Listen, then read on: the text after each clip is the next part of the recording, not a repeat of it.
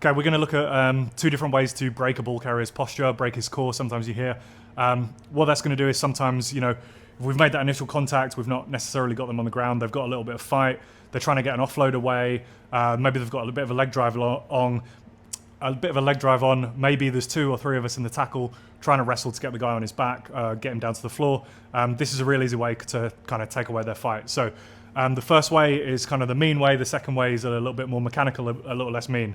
So what we're going to do is, you can see here, there's quite a lot of muscle on your average human being, your average rugby player along here.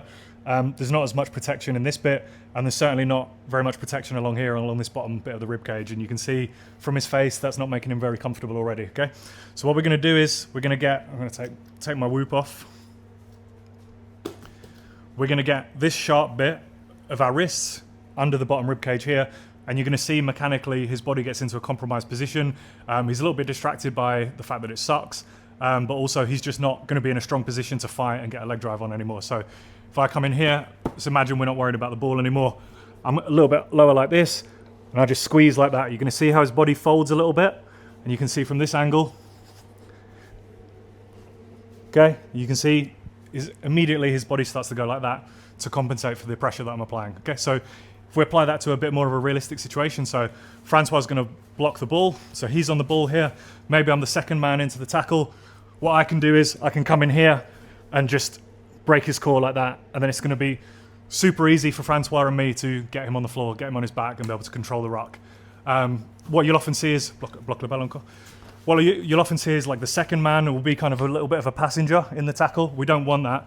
The second man's job is really to take his fight away as a ball carrier, make it really uncomfortable, and also obviously work with that main tackler who's kind of guiding the direction we're going to go in, because he's on the ball, okay?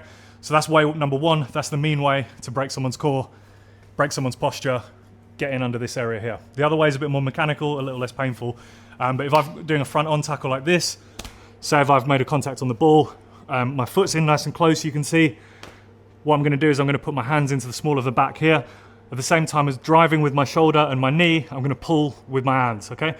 So you're going to see that his body is in a really mechanically compromised position.